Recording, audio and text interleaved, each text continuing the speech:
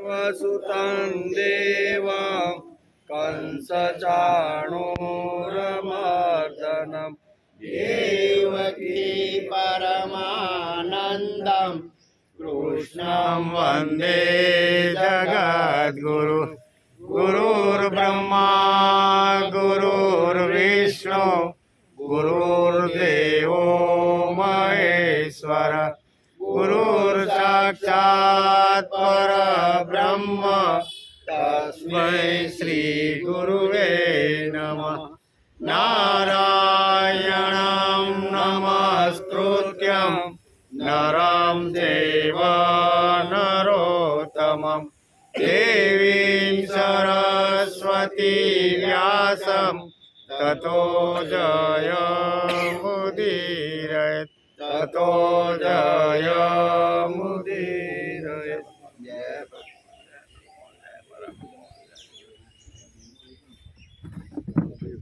પહેલો શ્લોક બરાબર. ભજે વ્રજે કમંડનમ સમસ્ત પાપ ખંડનમ સ્વભક્ત ચિત્તરંજનમ સદેવ નંદનંદનમ સ્વભક્ત સુપીચ ગુચ્છમસ્તકમ સુનાદ વેણુહસ્તકમ અનંગરંગ સાગરમ નમામિ કૃષ્ણનાગરમ. ભજે વ્રજે કમંડનમ સમસ્ત પાપ ખંડનમ સ્વભક્ત ચિત્તરંજનમ સદૈવ નંદનંદનમ. વ્રજભૂમિના એકમાત્ર આભૂષણ રૂપ શ્રી કૃષ્ણ સઘળા પાપોનો નાશ કરવાવાળા, પોતાના ભક્તોના ચિત્તનું હરણ એટલે કે રંજન કરવાવાળા નંદન નંદ વન ભગવાન શ્રી કૃષ્ણને હું હંમેશા નમસ્કાર કરું છું. પછી આગળ સુપીછ ગુચ્છ મસ્તકમ સુનાદ વેણુ હસ્તકમ અનંગ રંગ સાગરમ નમામિ કૃષ્ણ નાગરમ. જેના મસ્તક ઉપર મનોહર મોર પીછાનો મુગુટ શોભે છે. સુપીછ ગુચ્છ મસ્તકમ એટલે જેના માથા ઉપર સરસ મજાનો મોર પીછાનો મુગુટ શોભે છે. હાથમાં સુરીલી બંસરી સુનાદ વેણુ હસ્તકમ એટલે કે હાથમાં સુરીલી બંસરી છે. અનંગ રંગ સાગરમ નમામિ કૃષ્ણ નાગરમ. એવા કામ કળાના સાગર છે એવા નાગર શ્રી કૃષ્ણ ભગવાનને હું નમસ્કાર કરું છું. આમ આદ્ય ગુરુ શંકરાચાર્ય પોતાના સ્તોત્રમાં આ રીતે લખે છે. આજે આપણે શ્રીમદ ભાગવતની શરૂઆત કરી એનો 155મો દિવસ બરાબર ને. ગઈકાલે આપણે સ્કંદ 9 અધ્યાય 3ને નમસ્કાર કર્યા. એમાં મહર્ષિ ચવન અને સુકન્યાનું ચરિત્ર આપણે જોયું બંનેનું બરાબર ને. રાજા સરિયાતીનો વંશનો પણ વિસ્તારથી વિચાર કર્યો. એમ યયાતિ વનમાં સુકન્યા અને સૈનિકો સાથે વન વિહરણ કરવા નીકળ્યા હતા.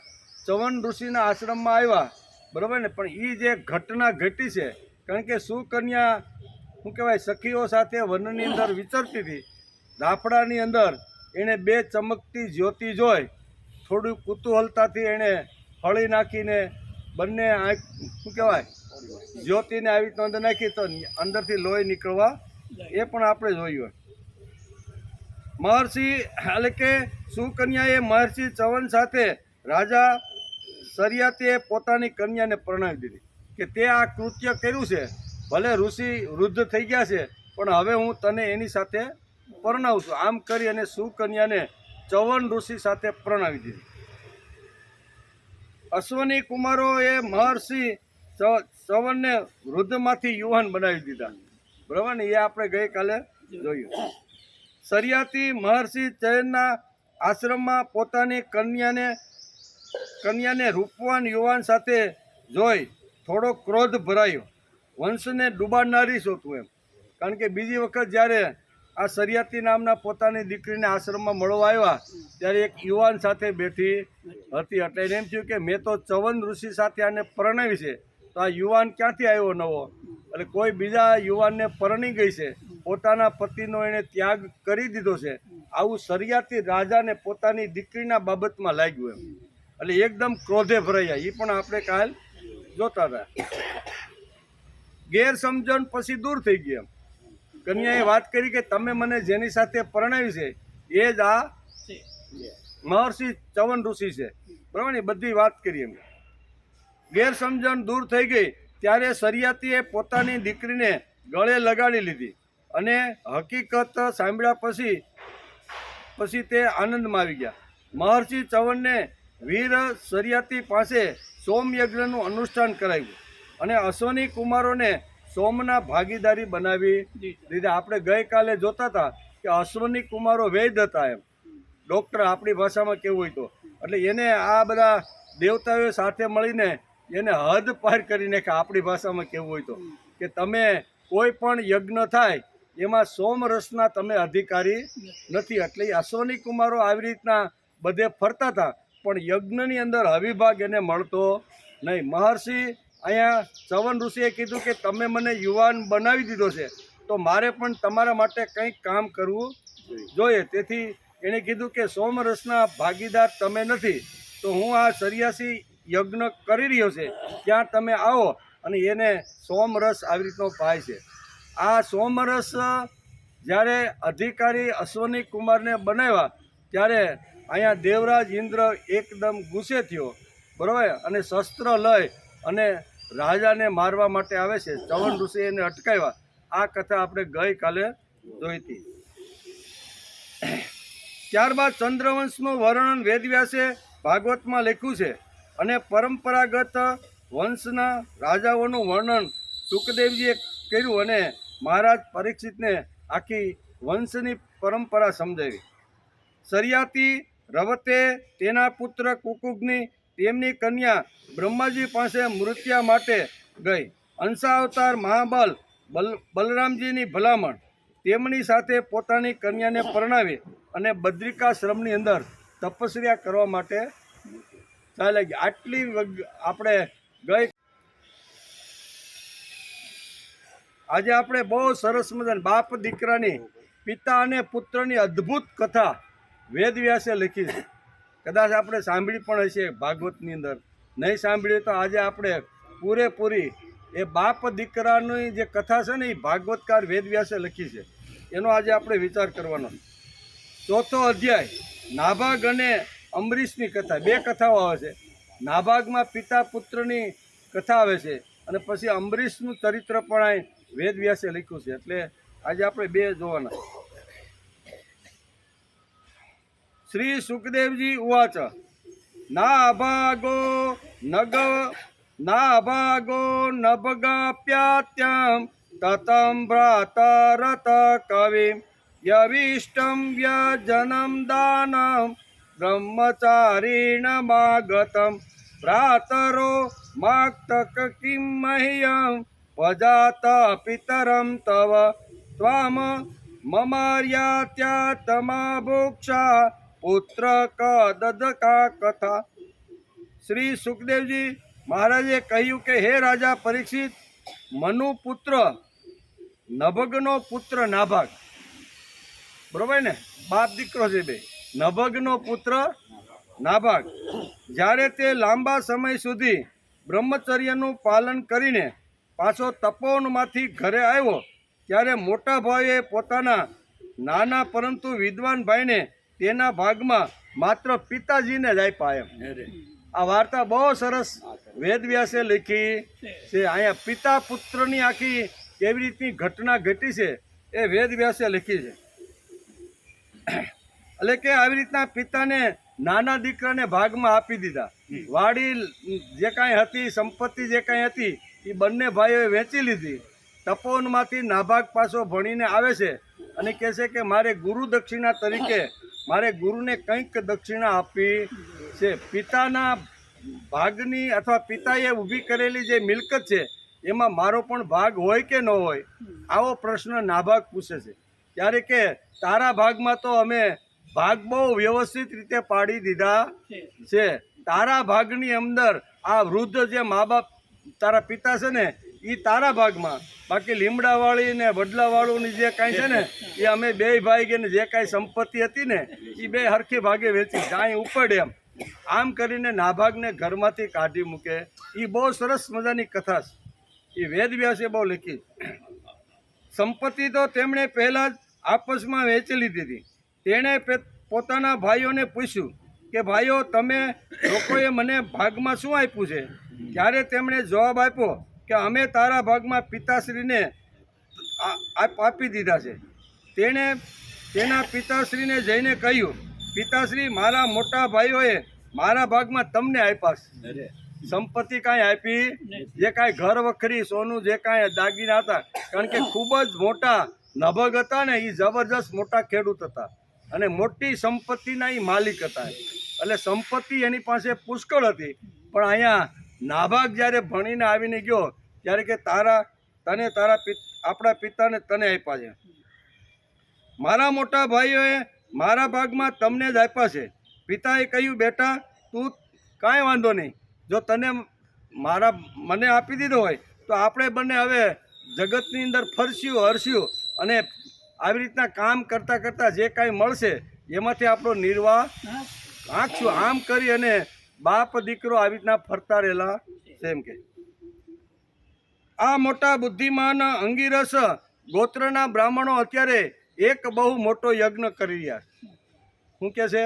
ફરતા ફરતા ફરતા એક નગરના નદી કિનારા ઉપર બાપ દીકરો આવે છે. કારણ કે બાપને તો ભાઈઓએ નાભાગને હોપી દીધો હતો. એટલે બાપ દીકરો બંને આવે છે.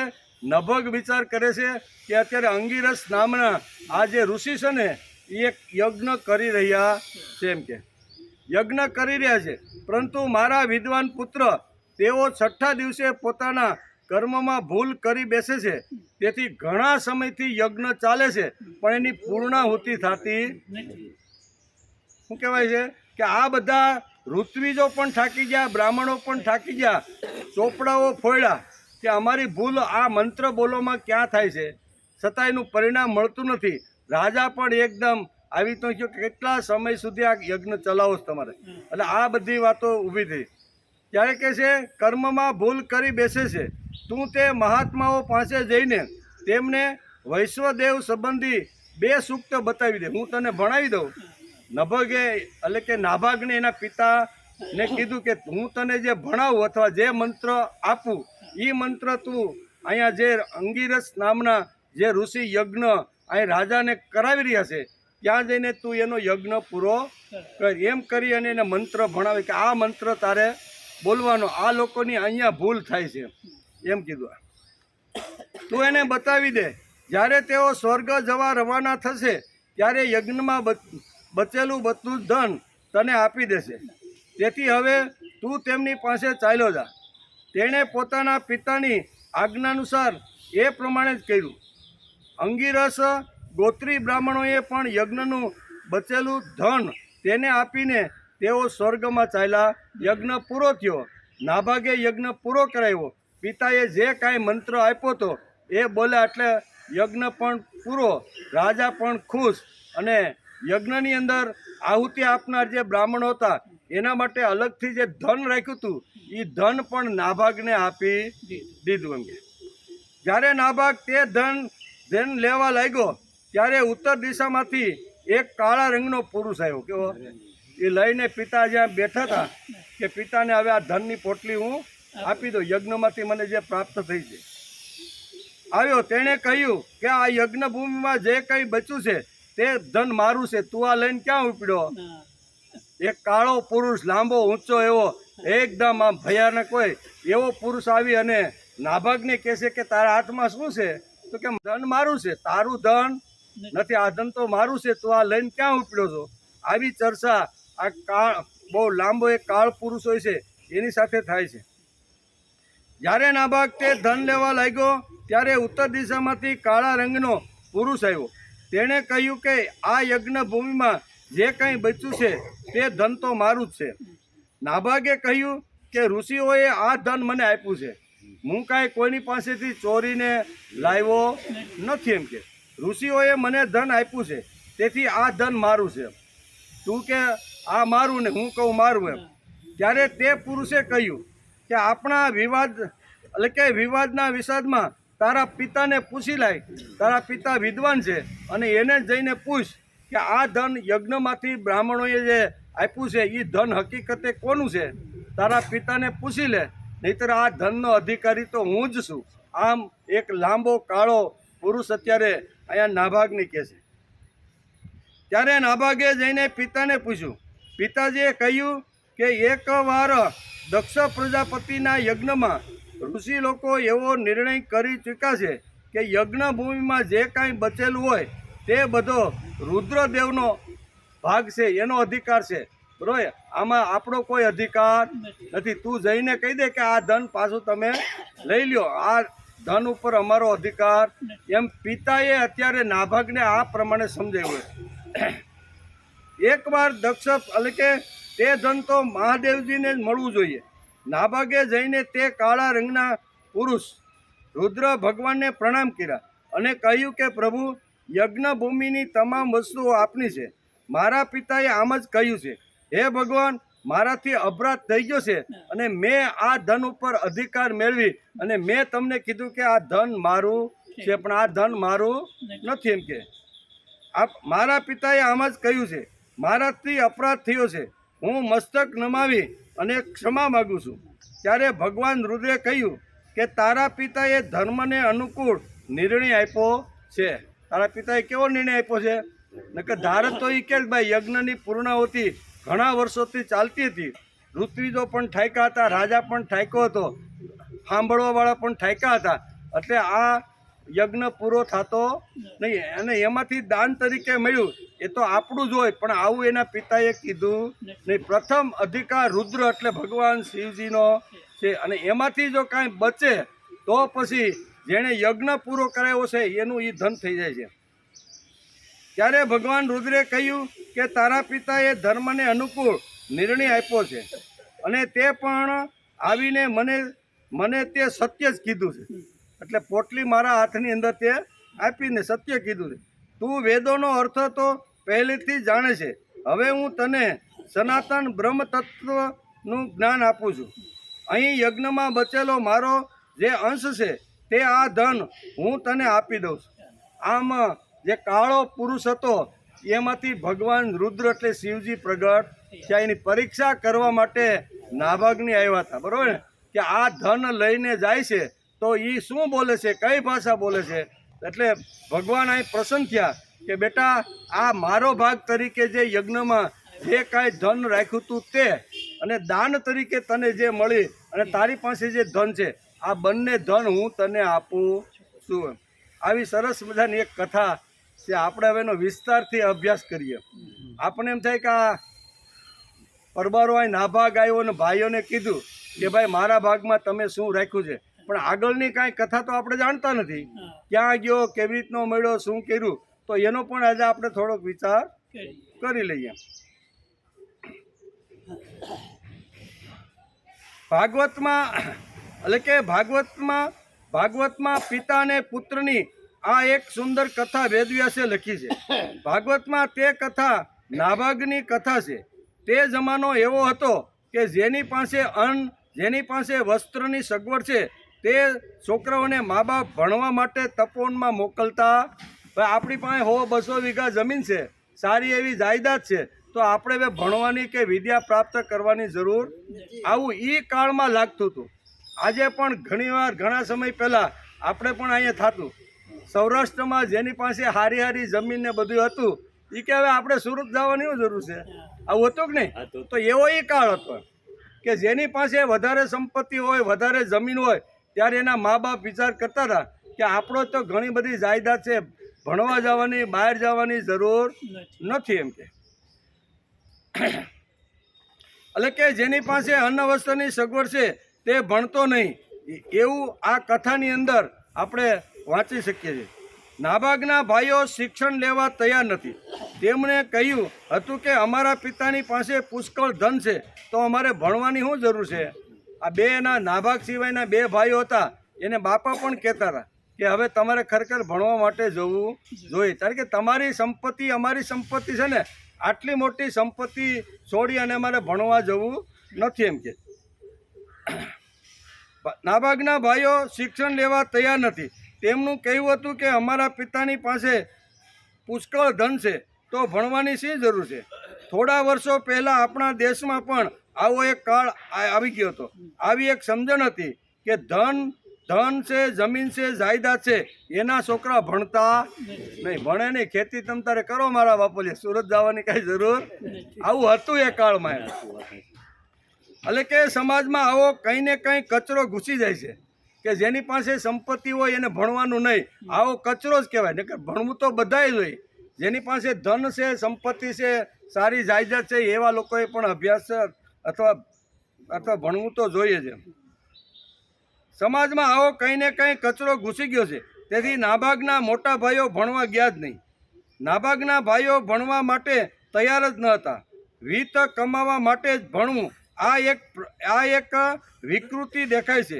એવો એક કાળ હતો અને એ કાળની અંદર અહીંયા ભાગવતકારે પિતા પુત્રની, નાભાગ અને એના પિતાની એક સુંદર મજાની કથા ભાગવતની અંદર લખી. આવી વિકૃતિ ઘૂસી જાય છે, એટલે કે ઘૂસી જાય છે. માનવીયના વિકાસને માટે ભણવું જોઈએ, ધંધાના માટે ભણવાનું નથી. સેવાર્થે સેવા કરવા માટે ભણવાનું. પછી ભણીને ભલે નહીં, પછી આપણે નોકરી ન કરવાને બદલે ખેતી કરી, પણ ભણવું તો જોઈએ છે. નાબાગના એટલે કે નાબાગના કોઈ ભાઈ ભણ્યા નહીં, પરંતુ નાબાગના પિતા નભગ તપોવનમાં તેમને આંગળી પકડી અને એમ થયું કે એક દીકરાને તો હું ભણાવું. તેથી નાબાગ 7 વર્ષનો હતો. એને આંગળી પકડી અને નભગ પોતાના દીકરાને તપોવનમાં મૂકવા માટે ગયા. જૂના કાળના ગુરુકુળની કલ્પના વેદવ્યાસે આમાં લખી છે. ગુરુકુળની કલ્પના જ એવી છે કે છોકરાઓને ગુરુના હાથની અંદર સોંપી દેવા. ગુરુના હાથમાં સોંપે, પછી ગુરુએ એને કેવી રીતનું શિક્ષણ આપવું એ ગુરુને નક્કી કરવાનું છે. તપોવનમાં છોકરાઓ એ બ્રહ્મચર્યનું પાલન કરવાનું. શારીરિક, માનસિક, બૌદ્ધિક શક્તિ કમાવાનો તપોવનની અંદર બાળકોએ પ્રયત્ન કરવાનો. તેમને કોઈના લગ્ન પ્રસંગમાં જવાની છૂટી નહોતી. તપોવનમાંથી મળતી નહીં. લગ્ન તેમજ મૃતશોષ કે જન્મશોષ એને લાગતું નહીં. કુટુંબની અંદર કદાચ કોઈ ઓફ થઈ ગયું હોય તો એનું મૃત શોષ પણ ન લાગે, કોઈ જન્મ હોય તો ન પણ લાગે. આ તપોવનનો નિયમ હતો. તેવી જ રીતે જે લોકો 60 વર્ષથી ઉપરના થયા છે તેમણે પણ લગ્નમાં જવાનું. આ લાલ લાઇટ કરે શું કે જેમ બાળકોને નહીં લઈ જવાના, એમ આવી રીતના 60 વર્ષથી ઉપરના થયા હોય એને પણ લગ્નમાં જવાનું. તેમણે પણ લગ્નમાં જવું ન જોઈએ. બરાબર. તો ઘણા કહે ભાઈ અમારે આશીર્વાદ માટે તો જવું જોઈએ ને. આશીર્વાદ જો લેવાના હોય, વર કન્યા પરણી લે અને પછી આશીર્વાદની એને જરૂર હોય તો બાપા જ્યાં રહેતા હોય ત્યાં આવી એને આશીર્વાદ લઈ લેવા, એમ આપણું શાસ્ત્ર કહે છે. એટલે કે ત્યાં આવીને વરવધુએ આશીર્વાદ લેવાના. શાસ્ત્રમાં આ ધર્મશાસ્ત્ર પદ્ધતિ સમજાવી છે. આપણા પૂર્વજો કેટલા વિવેકી અને કેટલા બુદ્ધિમાન હતા અને કેટલું શાસ્ત્રનું ઊંડાણ હતું તે ના ઉપરથી ખ્યાલ આવે છે. બાળકો દાખલા તરીકે 7 વર્ષથી ઉપરના તો બધા તપોવનમાં જતા રહ્યા હોય છે. હવે ફક્ત અહીંયા વૃદ્ધો રહ્યા, 60 વર્ષથી ઉપરના જે વૃદ્ધો છે એને પણ લગ્નમાં જવાનું નહીં. અને 60 વર્ષથી જે નીચા 25 વર્ષથી જે 60 વર્ષના છે એ બધાએ લગ્નમાં જવાનું. કારણ કે લગ્નમાં તો એ મોજ મજા, નાચ ગાન હાલતો હોય, તો એ વખતે આપણા વૃદ્ધોને એ વસ્તુ ગમતી નથી. પછી આપણે ટક શરૂ કરીએ. અમારા જમાનામાં નહોતું ને હવે આ બગડ્યા છે, પણ આપણે જ નહીં જવાનું. કારણ કે એને અત્યારે લગ્નની અંદર મોજ માણવાની હોય તો આવી રીતના યુવાનો નાચે કૂદે, આઈસ્ક્રીમ ખાય, ઠઠ્ઠા મસ્કરી કરે, એ તો આ શુભ પ્રસંગમાં હોવું જ જોઈએ. પણ તેથી શાસ્ત્રકારો કહે છે કે 60 વર્ષના જે બાપા હોય ને એને શાંતિથી લગ્ન પ્રસંગે ઘેરે બેસી જવું જોઈએ. એટલે કે શાસ્ત્રના આ ધર્મશાસ્ત્રના નિયમો આપણે બધા બતાવ્યા છે. 60 વર્ષ આવી સુંદર શિક્ષણ આપણા શાસ્ત્રોમાં આ બધી સિદ્ધાંતો બહુ સરસ રીતે લખ્યા. કયા માણસે કેવી રીતનું જવું, આવું, ખાવું, પીવું, આ બધી પદ્ધતિ શાસ્ત્રમાં લખેલી છે. આવી તપોવન પદ્ધતિની શિક્ષણ વ્યવસ્થા 15-16 વર્ષ પછી તપોવનમાંથી સુદૃઢ શરીરવાળો તેજસ્વી યુવાન બહાર પડતો. 7 વર્ષનું બાળક હોય, બાપા એના હાથ પકડી અને તપોવનમાં મૂકી આવે. અહીંયા પિતાએ નભગે વિચાર કર્યો કે 2 મોટા દીકરા તો ભણ્યા નહીં, આગ્રહ કર્યો પણ એને વાત માની ને નાનાને એકને ભણાવું. તેથી નાભાગને આંગળી પકડીને 7 વર્ષનો હતો ને ત્યારે આંગળી પકડીને ઋષિના ગુરુકુળમાં ઋષિના તપોવનની અંદર આ પિતા એને મૂકવા જાય છે. એટલે કે તપોવનમાંથી સુદૃઢ શરીરવાળો તેજસ્વી અને ભવ્ય વિદ્વાનો એટલે કે વિદ્વતાનું જેની બુદ્ધિ ઉપર પરિણામ થયું છે તેવા સ્નાતક, વિદ્યા સ્નાતક અને વ્રત સ્નાતક એ કાળમાં આવી રીતના યુવાનો બહાર પડતા હતા. વેદવ્યાસ લખે છે કે નાભાગના કાળમાં જીવનની કંઈક જુદી જુદી ધારણાઓ હતી. 16 વર્ષના અભ્યાસ પૂરો કર્યા પછી નાભાગ અહીંયા તપોવનમાંથી ગુરુની પાસે જઈને ઊભો રહ્યો છે કે 7 વર્ષનો હતો એ વખતે મારા બાપા આંગળી પકડી અને આ તપોવનમાં મને મૂકી ગયા હતા. 16 વર્ષના વાણા વીતી ગયા છે, બરોબર ને? એટલે અત્યારે મારી ઉંમર લગભગ 22-23 વર્ષની થઈ, યુવાન થયો. એટલે હવે મને મારું ઘર, મારા પિતા અને બધું મને યાદ આવે છે. મારો અભ્યાસ પણ પૂર્ણ થઈ ગયો છે. એટલે આજ્ઞા લેવા માટે ઋષિના જે નિવાસ સ્થાન છે ત્યાં આવીને 2 હાથ જોડીને અહીંયા નાભાગ ઊભો છે. સુદૃઢ શરીર છે, તેજસ્વી મન છે, બુદ્ધિમાન નાભાગ ઘરે જવા માટે ગુરુની અવજ્ઞા એટલે કે અનુજ્ઞા લેવા માટે ગુરુના નિવાસ પાસે આવીને ઊભો છે. એમ કે પ્રસંગ પણ એવો છે. નાભાગના મનની ઈચ્છા એવી છે કે હમણાં પ્રાતઃકાળ છે, ગુરુ ભગવત ભક્તિ કરીને ઘરની બહાર નીકળશે ત્યારે જ હું એની અનુજ્ઞા લઈ અને મારા ઘર તરફ જવાનો પ્રયાણ કરીશ. ગુરુ હજી અંદર નિવાસ સ્થાનમાં છે પણ એ જ્યારે ભક્તિપૂર્ણ જીવન પૂરું કરીને જ્યારે બહાર આવશે ત્યારે એની નજર મારા ઉપર પડે અને હું એના આશીર્વાદ લઈ અને રજા લઈને પછી મારા ઘરે જાઉં. ગુરુ પોતાના નિવાસસ્થાનમાંથી બહાર નીકળશે ત્યારે તેમની સામે જઈશ જેથી તેમની ભાવપૂર્ણ દ્રષ્ટિ મારા ઉપર પડે. ગુરુની પ્રથમ દ્રષ્ટિ પડ્યા બાદ નાભાગે કહ્યું કે હે ગુરુ મહારાજ, આજે તમારા સાનિધ્યમાં રહ્યો તેને મને 16 વર્ષ વીતી ગયા છે. કેટલા? તમારા સાનિધ્યમાં રહ્યો એને મને 16 વર્ષ વીતી ગયા છે. 16 વર્ષ વીતી ગયા છે. હું 7 વર્ષનો હતો ત્યારે તપોવનમાં આવ્યો હતો અને હવે મારું શિક્ષણ પૂરું થયું છે. આપ મને અનુજ્ઞા આપો તો મારે ઘરે જવાની ઈચ્છા છે. આમ નાભાગ 2 હાથ જોડી અને ગુરુના નિવાસ સ્થાન ઉપર ઊભો છે અને નિવાસ સ્થાનમાંથી જેવા બહાર નીકળ્યા એટલે ગુરુને 2 હાથ જોડીને આ પ્રમાણે કહે છે, મેં તમને ઘણી તકલીફ આપી છે પરંતુ પિતા કરતાં પણ વધારે તમે મને પ્રેમ આપ્યો છે. તેથી મને ઘર કે પિતા 16 વર્ષ સુધી કંઈ યાદ આવ્યું નથી. પિતા જે પ્રેમ આપે, માતા જે પ્રેમ આપે એના કરતાં વિશેષ પ્રેમ મને તપોવનમાં અને તમારી પાસેથી મળ્યો છે. આમ 2 હાથ જોડી નમ્રતાપૂર્વક અત્યારે નાભાગ અહીંયા બહુ સરસ રીતે ગુરુને પ્રાર્થના કરે છે. ગુરુદેવ, આજે હું દ્વિધામાં પડી ગયો છું કે એક તરફથી મારા પિતા, મારા માતા પિતા, કુટુંબીજનોનું મને ખેંચાણ છે, બહુ આકર્ષણ છે. 16 વર્ષ થઈ ગયા, યુવાન થઈ ગયો. ઘણા વર્ષો થયા મેં તેમને જોયા નથી, તેથી તેઓ મને ખેંચે છે. તો બીજી તરફ માટીના આ દેહની મૂર્તિ બનાવવાળા શિલ્પી તમે છો, તેથી મારું મન આવી રીતનું દ્વિધામાં પડી ગયું છે. એક બાજુ 7 વર્ષની મારી ઉંમર હતી તો એ વખતે મારા પિતા મને અહીંયા મૂકી ગયા, 16 વર્ષ સુધી તમારી પાસે રહ્યો અને હવે મને મારા પિતાનું આકર્ષણ શરૂ થયું છે. પિતાનું આકર્ષણ તો શરૂ થયું છે પણ તમારી પાસે રહી અને માટી જેવો હું આવ્યો હતો તો સુંદર મજાનો આકાર આપી, સુંદર મજાનું વાસણ તૈયાર કરી અને મારી કિંમત તમે વધારી છે. તેથી તપોવનમાંથી મને જવાની પણ ઈચ્છા થતી નથી. કે જેણે મને ઘાટ કર્યો, જેણે મને પંપાળ્યો, જેણે મને પૈસો પિતા કરતાં પણ વધારે જેણે પ્રેમ આપ્યો છે એ તપોવનને એ ગુરુને છોડીને મારે કેમ જવું? બીજી બાજુ આકર્ષણ મને મારા ઘરનું છે, ભાઈઓનું છે અને મારા પિતાનું છે. એટલે હું દ્વિધામાં પડ્યો છું કે હવે મારે જવું કે ન જવું, એનો તમે મને આવી રીતનો ઉત્તર આપો. આમ 2 હાથ જોડીને નાભાગ 16 વર્ષની ઉંમર 16 વર્ષ તપોવનમાં રહ્યા પછી આ પ્રમાણે કહે છે. ગુરુજીએ જવાબ આપ્યો કે 16 વર્ષ પહેલાં તું અહીં આવ્યો હતો ત્યારે તું તારા પિતાના હાથ પકડીને આવ્યો હતો.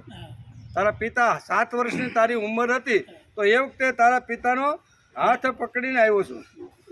તમને છોડીને એટલે કે આજે તું તેમનો હાથ આપવા માટે જાય છે તે બહુ સારી વાત છે. તને એ થાય છે કે તપોવનમાંથી મારે કેમ જવાનું? જેણે મને ઘાટ આપ્યો, સંસ્કાર આપ્યા, વિદ્યા આપી, એ ગુરુને છોડતા મારું મન થતું નથી. ત્યારે અહીંયા બહુ સરસ રીતે તપોવનના ગુરુ કહે છે કે 7 વર્ષની ઉંમરે તું આવ્યો, અમારા સાનિધ્યમાં 16 વર્ષ રહ્યો અને હવે તારા પિતા વૃદ્ધ થયા છે, તારી એને આ ઉંમરે ખૂબ જ જરૂર હશે, બરાબર ને? એટલે હું તને આજ્ઞા આપું છું કે તપોવનને ભૂલી જાજે, મને ભૂલી જાજે. મેં કાંઈ તને ઉઠાડવામાં કાંઈ કડવા શબ્દો કદાચ તું રાતના મોડો સૂતો હોય ને સવારે ઉઠ્યો નહીં હોય ત્યારે કદાચ મારાથી કાંઈ આવેશમાં આવીને તને કાંઈ કહેવાઈ ગયું હોય ને બેટા, તો એ તું બધું ભૂલી જાજે. આ બધી ભલામણ અત્યારે નાભાગને અત્યારે ગુરુદેવ કરી રહ્યા છે. આજે તું તેમને હાથ આપવા માટે જાય છે તે બહુ સારી વાત છે. બેટા, એક વાત ધ્યાનમાં રાખજે કે વિદ્યા ઉદર ભરણ માટે નથી, સરસ્વતીની ઉપાસના કરવા માટે. પૈસા શું કહેવાય, કથા વાંચીને વિદ્યા વેચીને પૈસા ભેગા કરવા માટે મેં તને 16 વર્ષ આ તપોવનમાં ભણાવ્યો નથી. એ તો સરસ્વતીની ઉપાસના કરવા, બરાબર? જ્યાં અજ્ઞાન છે ત્યાં જ્ઞાનનો પ્રકાશ લઈ જ્ઞાનની મસાલ લઈને તારે જવાનું છે. અને ગયા પછી ત્યાંથી મને કેટલું ધન મળે, કેટલા પૈસા મળે, આ માટે મેં તને બેટા વિદ્યા ભણાવી નથી. સરસ્વતીની ઉપાસના કરવા માટે મેં તને વિદ્યા ભણાવી છે.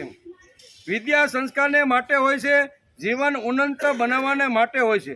બેટા, મેં તને ઘણી વખત કડવું પણ કહ્યું છે તે તું ભૂલી જાજે, અમને ભૂલી જજે, તપોવનને ભૂલી જઈએ, પણ તારા મા બાપ ભગવાન છે એમ સમજી અને તારે એની સેવા કરવાની.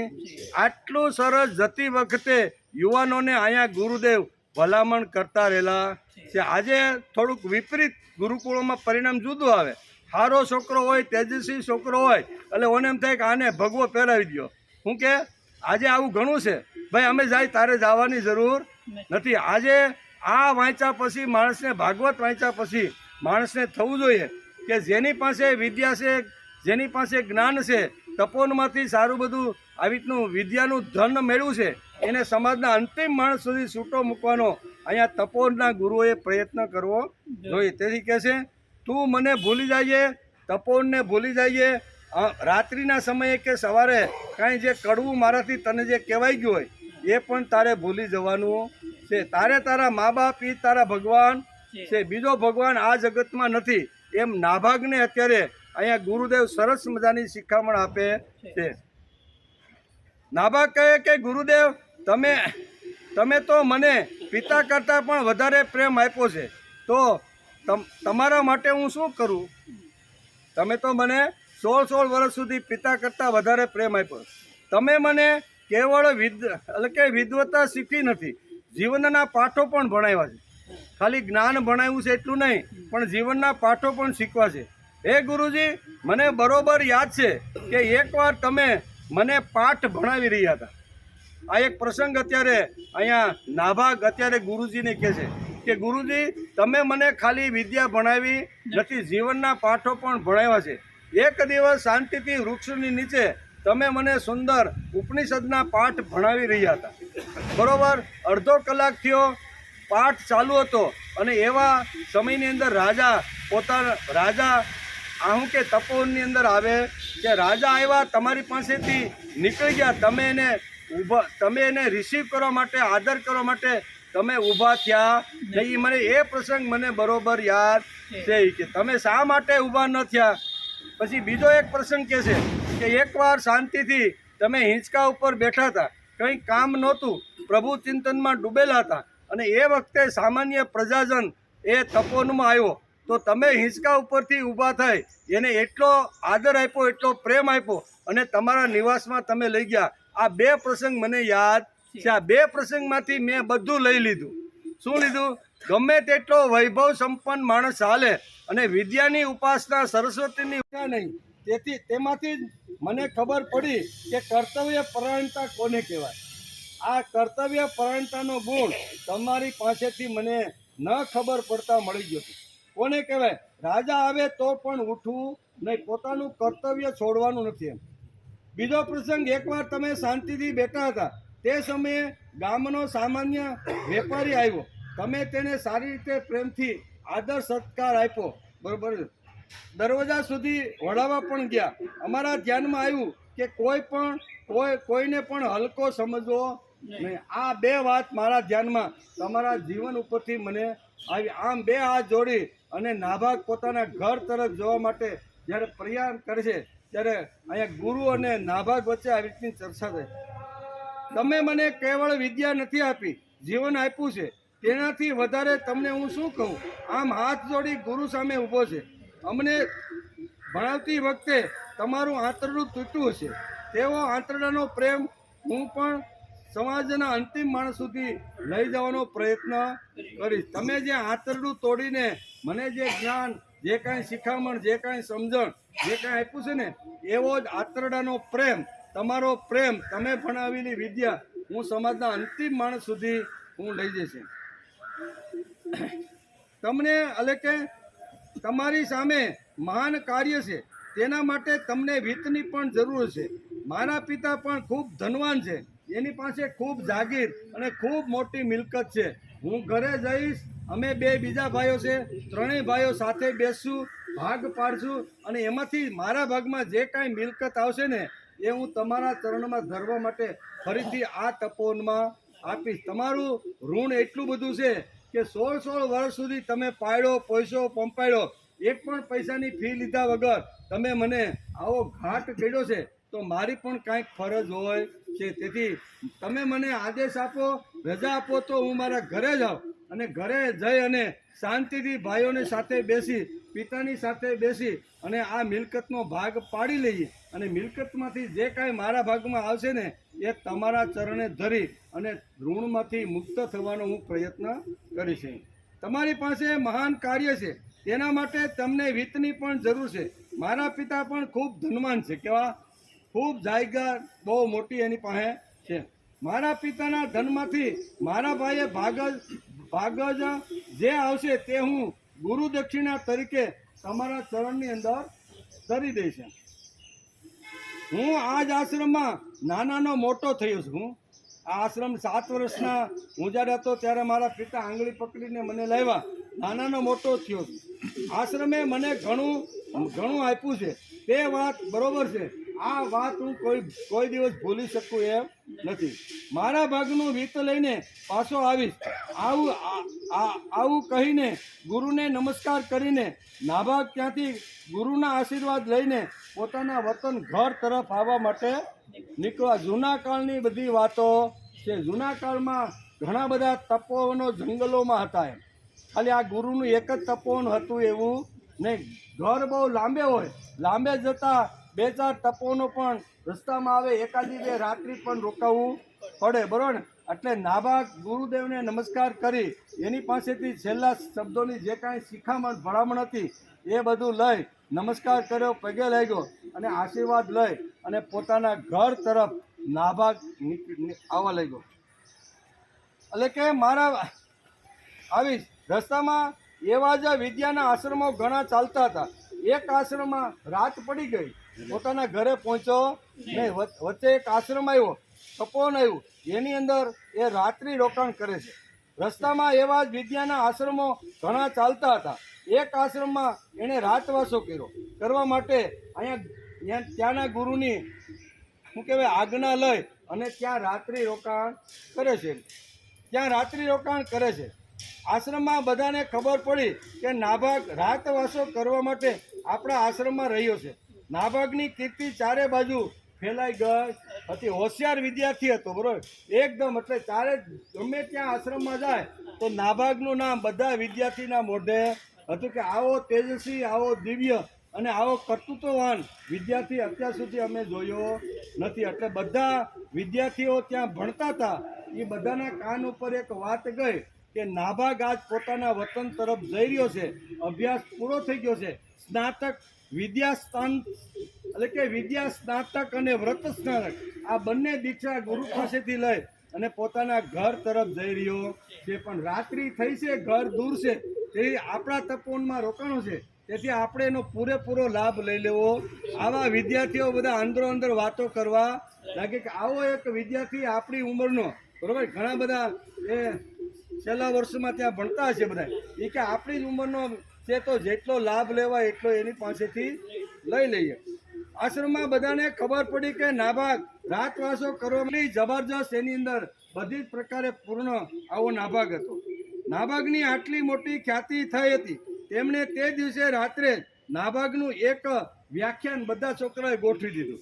અહીં આવ્યા છે તો લાભ લઈ લઈને આપણે એમ કહીએ ને કે આવ્યા છે તો એનો એમ કરીને બધા વિદ્યાર્થીઓ આશ્રમમાં રૂમે રૂમે જઈને બધાને કહી દીધું કે આજે રાત્રે આપણે 9 થી 10, બરોબર ને, જે ટાઈમ હશે એ કાળનો, તો એ સમયે આપણે નાભાગ અહીંથી રાત્રિ રોકાઈને ઘર જવા તરફ જઈ રહ્યો છે, તો એનો લાભ આપને મળવો જોઈએ. તેથી વ્યાખ્યાન માટે બધા વિદ્યાર્થીઓ સાથે સુંદર મજાની રાત્રિના એક વ્યવસ્થા કરે છે.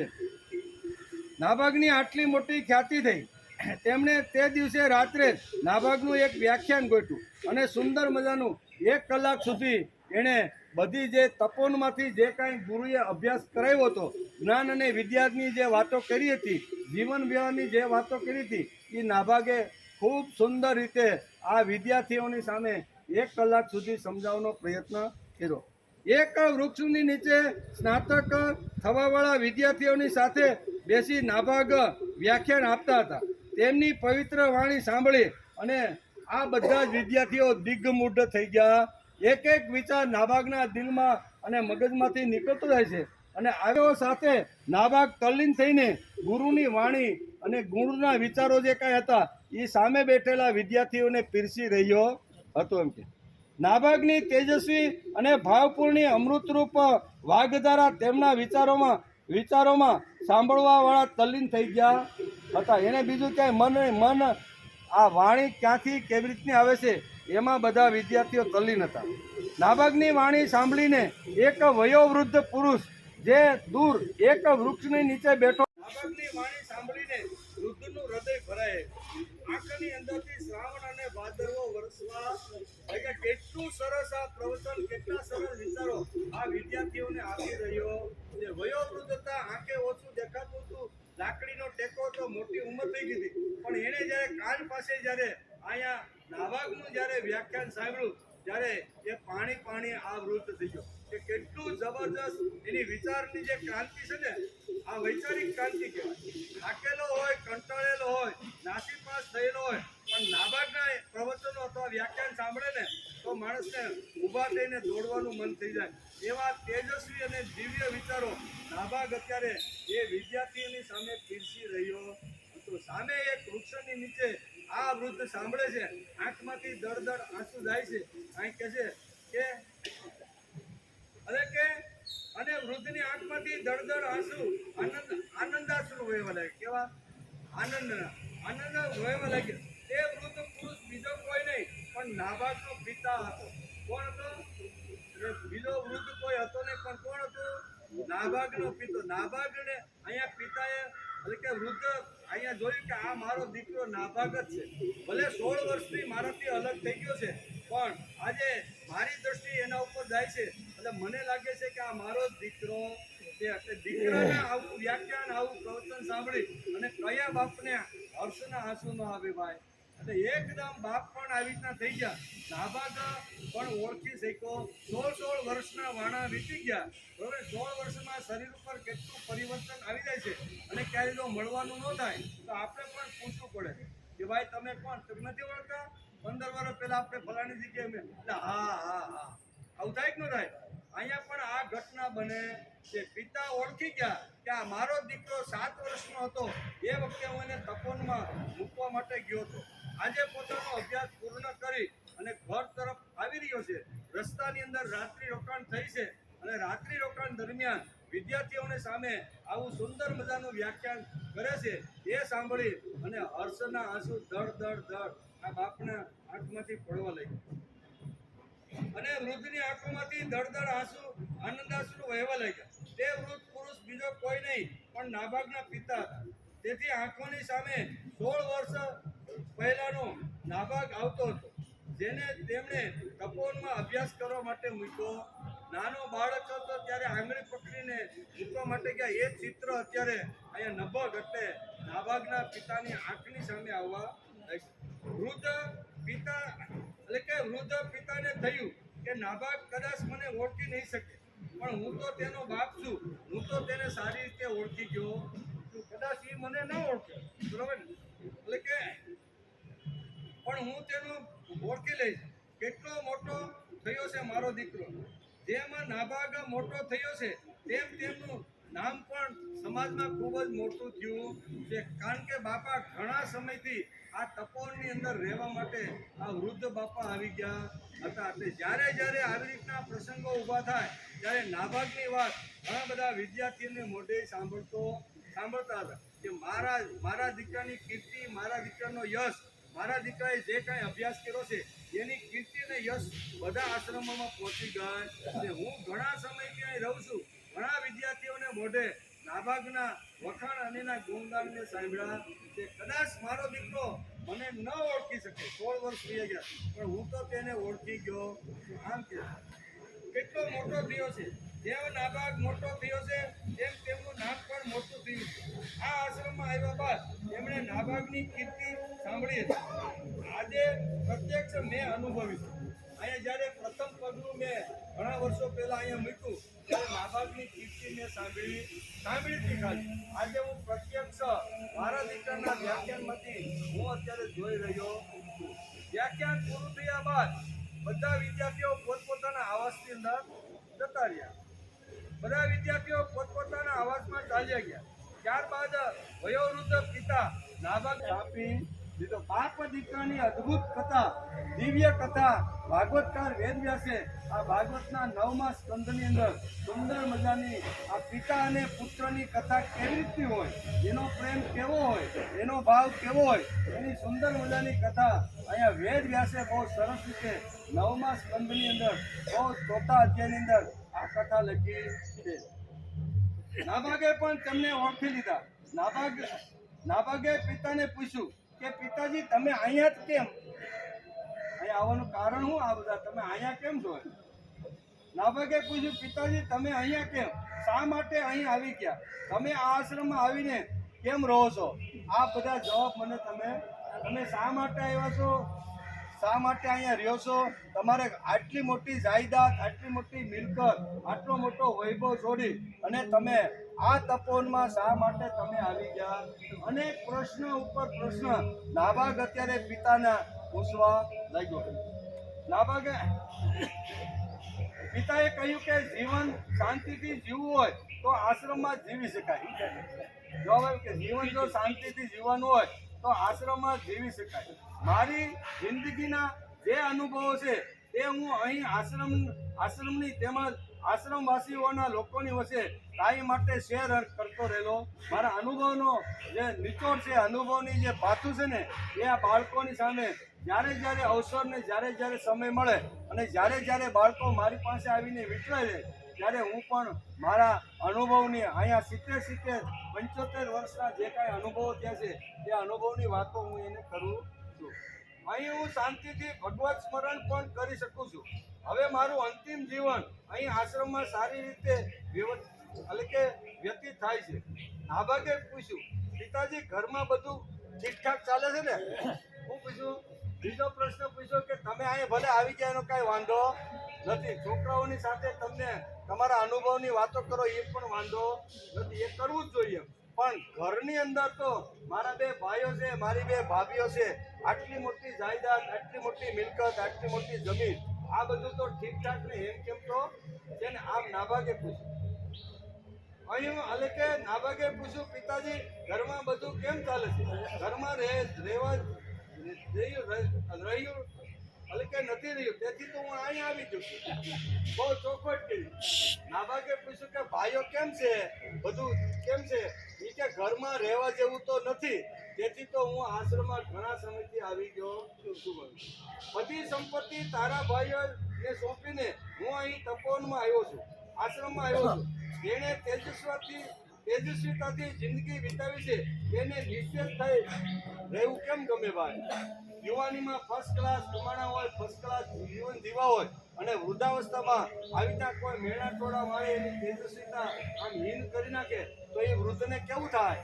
એટલે આ બહુ ચોખવટ કરીને વાત આલે છે શ્રીમદ ભાગવતના સ્કંદ 9 અને અધ્યાય 4. એમાં વેદ વ્યાસે પિતા પુત્રની એક કથા લખી છે, બરોબર ને? એ કથા હકીકતે આપણા બધા માટે છે જ, બરોબર ને? એટલે એમાં આપણે જોતા હતા કે ભાઈઓએ પોતાનાથી નાના પરંતુ વિદ્વાન ભાઈને તેના ભાગમાં માત્ર પિતાજીને આપ્યા. ત્યાં સુધી આપણે જવાનું છે, બરોબર ને? એટલે ધીમે ધીમે તપોવનમાંથી નીકળ્યો, પિતાજીના બીજા તપોવનમાં એનો ભેટો થયો અને ભેટા થયા પછી અહીંયા નાભાગ પૂછે છે કે તમે નીકળી જાય એ વાત તો બરોબર છે, પણ નીકળવાનું કારણ શું છે? ત્યારે કારણો ઘણા બધા બતાવે છે કે બેટા કેટલીક હવે મારે તારી પાસે બધી વાતો કરવી. જ્યાં સુધી મારી યુવાની હતી અને યુવાનીમાં ખૂબ જ સારું એવું ધન એકઠું કરી અને હું જ્યારે ઘરમાં લાવતો હતો ત્યારે ઘરના બધા જ સભ્યો મારી સારી રીતે સરાભરા કરતા હતા. પણ જે વખતે હું વૃદ્ધ થયો, 70-75 વર્ષનો થયો, મારા અંગ ધીમે ધીમે જે બધી ઇન્દ્રિયો હતી નબળી પડવા લાગી, તો ખાવાનું પણ પચે નહીં, એટલે હળવું એવું ખાવું જોઈએ, પણ એ ઘરમાંથી ઉપલબ્ધ મને થવા લાગ્યું નહીં, બરાબર? ન પચે એવી વસ્તુ મને બધી ઘરમાંથી મળવા લાગી અને આવું અનેક પ્રકારની તકલીફો મને ભાઈઓ, તારા જે ભાઈઓ અને ભાભીઓ છે એના તરફથી મને થવા લાગી. મને એમ થાય છે કે અત્યાર સુધી મેં કોઈની પાસે લાંબો હાથ કર્યો નથી, એવું તેજસ્વી અને ભાવપૂર્ણ મેં જીવન જીવો છું. આજે પણ મારા દીકરા અને પુત્રવધુ સામે લાંબો હાથ કરવો પડે એટલે આ તો મને યોગ્ય લાગતું નથી. તેથી મેં વિચાર કર્યો કે આવા પિશાચોના ઘરમાં રહેવું એના કરતાં હું ઘર છોડીને આવી ગયો. એટલે હવે મને ખબર નથી, ઘણા વર્ષોથી હું આ તપોવનમાં રહું છું, એટલે તારા ભાઈએ તારી રીતના કેવા ભાગ પાડ્યા છે અને તારો ભાગ કેવી રીતનો રાખ્યો છે એ હજી મને ખબર નથી. તું ઘરે જા અને તારા ભાગની તારે જે ગુરુ દક્ષિણા આપવાની તારા મનની અંદર જે એક તે સંકલ્પ કર્યો છે, ગુરુને પણ તે કીધું હતું કે મારા બાપ પાસે ઘણી મોટી સંપત્તિ છે, ભાઈ ભાગે જે સંપત્તિ આવશે તેમાંથી હું દક્ષિણા તરીકે આ આશ્રમમાં આપવા માટે ફરીથી હું આવીશ. તે આવો જે સંકલ્પ કર્યો છે એ પૂર્ણ કરવા માટે તું ગામ જા, ઘરે જા, ભાઈઓ સાથે ભાભીઓ સાથે બેઠક કર અને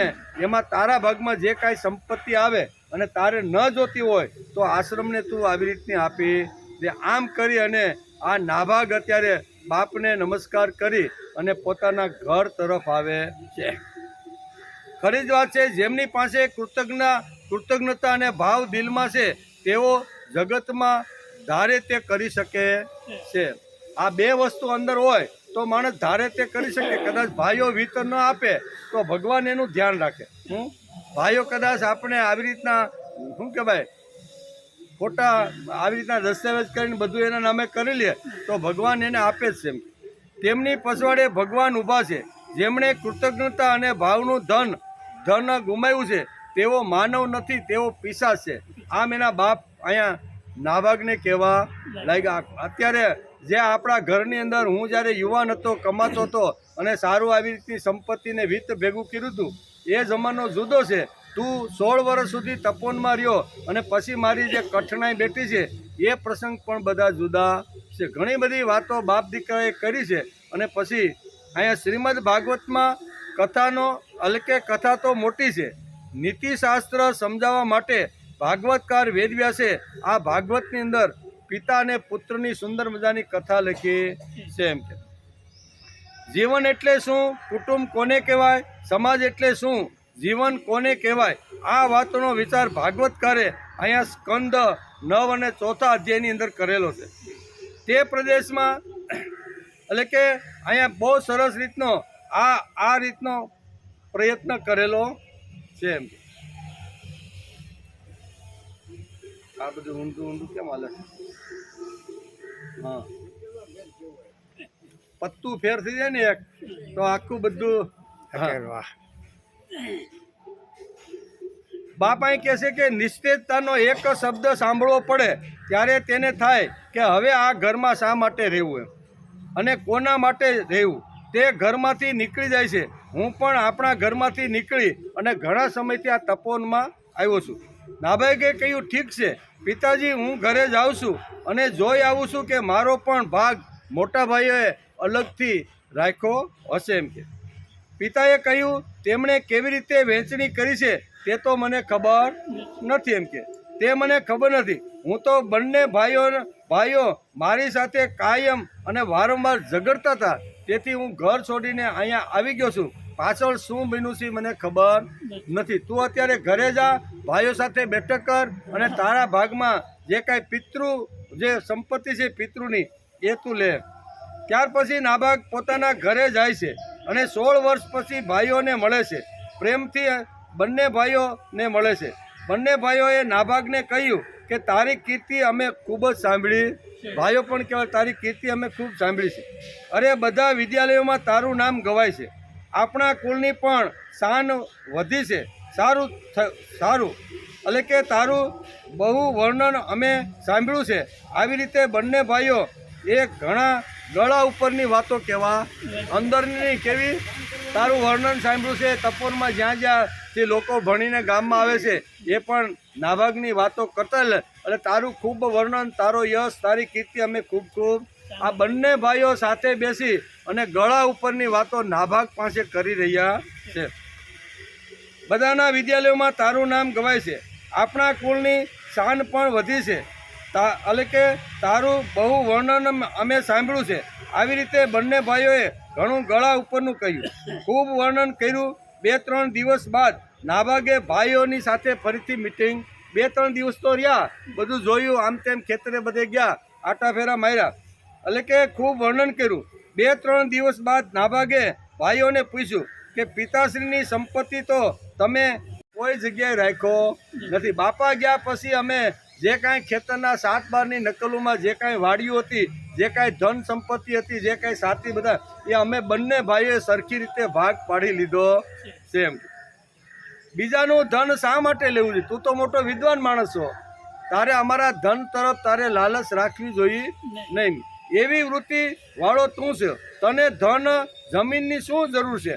આમ નાભાગના ભાઈઓએ સ્પષ્ટ રીતે કીધું કે તારો આ ઘરની અંદર ને ગામની અંદર એક બુડીવા એટલે કે હોયવાર જમીન પણ તમારી અહીંયા નથી. જે કાંઈ હતું અમે બધું જ શું કહેવાય દસ્તાવેજ સાથે અમે બધું કીધું છે અને બે ભાઈના દસ્તાવેજને જે કાંઈ લીમડાવાડી ને વડલાવાડી જે કાંઈ હતી ને એ બધું એના નામે બતાવી દીધું. તું તો બાવો છો, તું તો વિદ્યાનો ઉપાસક છો, તારી કીર્તિ ચારે બાજુ છે, તારે ધનની શું જરૂર છે? તેથી અમે શાંતિથી બે ભાઈઓએ ભાગ પાડી લીધો છે.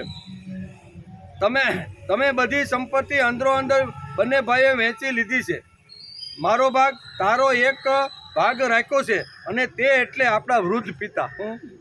બહુ આગ્રહ કર્યો કે મને ક્યાંક તો તમારે ભાગ આપવો જોઈએ ને. ત્યારે અત્યારે બંને ભાઈઓ કહે છે કે હા ભાઈ, અમે એક ભાગ તારો બહુ સારી રીતે રાખ્યો છે અને એ ભાગ એટલે વૃદ્ધ જે પિતા છે ને એ અમે બધાએ નક્કી કર્યું ચારેય કે આ ભાગ બાપા નાભાગને આપવો જોઈએ એમ. એટલે કે વૃદ્ધ પિતાનો જે ભાગ છે ને એ તારા ભાગમાં આવ્યો છે. તેનું પાલન, તેનું પોષણ કરવું એ તારું કામ છે. ધન દોલત જમીન અમે ભાગમાં લીધા છે અને તને ભાગમાં વૃદ્ધ પિતા આપ્યા. ભાગ રાખ્યો નથી એવું કાંઈ નથી. એમ ભાગ તો અમે સારામાં સારો રાખી લીધો છે. એ ભાગ તને અમે આપીએ છીએ. ભાઈઓની વાતો ઉપરથી નાભાગ સમજી ગયો. આટલી ભાઈઓએ એની સામે વાત કરી કે એ સમજી ગયો કે અહીં તો બધા પિશાચો અને રાક્ષસો જ રહે છે. બાપાને મને જો ભાગમાં આપ્યા હોય ને બાપાની સેવા કરવામાં એ બધાને જો અગવડ પડતી હોય, બરાબર, પિતૃદેવો ભવ અને માતૃદેવો ભવના જે સંસ્કારો ઘરમાં ન હોય, આ ઘર તો પિશાચો અને રાક્ષસોનું જ ઘર છે. આ મનની અંદર વિદ્યાભ્યાસમાં આ બધી વાતો આવતી હતી એટલે અંદર આવી રીતની વાત વાગોળો લાગે. એટલે કે તેનું લાલન પાલન કરવું એ તારું કામ છે. ભાઈઓની વાતો ઉપરથી નાભાગ સમજી ગયો હવે અહીંયા રહેવાય નહીં. શુદ્ર વૃત્તિના ગુરુજી અમને કહેતા હતા, એટલે કે શુદ્ધ વૃત્તિના ગુરુજી અમને કહેતા હતા કે ગામે ગામે જવું જોઈએ અને લોકોની અંદર આવી જે વૃત્તિ છે ને એ બદલાવવી જોઈએ. જે કૃતજ્ઞતા અને ભાવ સમાજમાં જે ખૂટી ગયો છે એ ભાવ ફરીથી સમાજમાં ઊભો થાય એવું અમને જતાં જતાં ગુરુજીએ મને આ વાત સમજાવી હતી. તેથી અહીંયા આમાં કાંઈ કૃતજ્ઞતા પણ નથી. કરેલો પ્રેમ બાપનો ભૂલી જાય, બરોબર, એને કૃતજ્ઞ કહેવાય. એટલે આ ઘરમાં કૃતજ્ઞતા પણ નથી અને ભાવ અને પ્રેમ જેવું કાંઈ આમાં દેખાતું નથી. આવું નાભાગ વિચાર કરે છે. ભાઈઓની વાત ઉપરથી નાભાગ સમજી ગયો. બંને ભાભીઓને પૂછ્યું. પછી આ ભાઈઓ પાસે આવી ચર્ચા થઈ એટલે ફરિયાદ લઈને ભાભીઓની પાસે ગયો. ભાભીઓની પાસે જઈને પૂછ્યું કે ભાગ પાડતી વખતે ભાભીઓ તમે હાજર નહોતા? એ કે અમે તો હાજર હતા. તો કે મારો ભાગ કાંઈ લીમડાવાળી કે આ હાથી કે ટ્રેક્ટરમાં કે ક્યાંય ભાગ કેમ ન રાખ્યો? અરે અમે હતા એટલે તને આ વૃદ્ધ પિતાનો ભાગ મળ્યો. ભાભીએ શું કીધું કે અમે બે વચ્ચે પડ્યું ને ત્યારે તને આ વૃદ્ધ પિતા ભાગ તારા ભાગમાં આવ્યા એમ કે. એ ભાભીઓ પણ આવી રીતનો જવાબ આપ્યો એમ કે. ભાભીઓએ પૂછ્યું કે ભાગ પાડતી વખતે તમે મારો વિચાર કેમ ન કર્યો? ભાભી બોલી અમે વચ્ચે પડ્યા તેથી તમારા ભાગમાં વૃદ્ધ પિતા આવ્યા. અમે વચ્ચે પડ્યા તેથી વૃદ્ધ પિતા તમારા ભાગમાં આવ્યા. નાભાગ પિતાની પાસે જઈને પાછો ગયો હોત ક્યાંક ને જ્યાં પિતા તપોવનની અંદર જે પ્રથમ રાત્રિની મુલાકાત જે આવતી વખતે થઈ હતી ત્યાં આ નાભાગ અત્યારે ત્યાં પહોંચી જાય છે અને પિતાને નમસ્કાર કરી અને એની પાસે નાભાગ પિતાની પાસે જઈને નમસ્કાર કર્યા. પિતાજીને કહ્યું કે ભાઈઓએ મને એક મોટી સંપત્તિ અને મોટો એક વૈભવ આ ગામમાંથી મને ભાગ તરીકે આપ્યો. હું કીધું એક મોટો મને વૈભવ આ ભાઈઓ એટલો સરસ મને ભાગ આપ્યો છે કે એ ભાગનું હું વર્ણન કરી શકું એમ નથી. આમ અત્યારે નાભાગ કહેવા લાગ્યો. ખરી જ વાત છે. જેમની પાસે કૃતજ્ઞતા અને ભાવ દિલમાં છે તેઓ જગતમાં ધારે તે કરી શકે. આ મોટામાં મોટો ભાગ જે વૃદ્ધ પિતા છે ને એ તમે મારા ભાગમાં આવ્યા છો. એટલે હવે હું ને તમે મારે તમારી સેવા કરવાની, ગામ ગામ ફરવાનું, બરોબર, જ્યાં આવી રીતનો રાત્રિ પડે ત્યાં રોકાઈ જવાનું.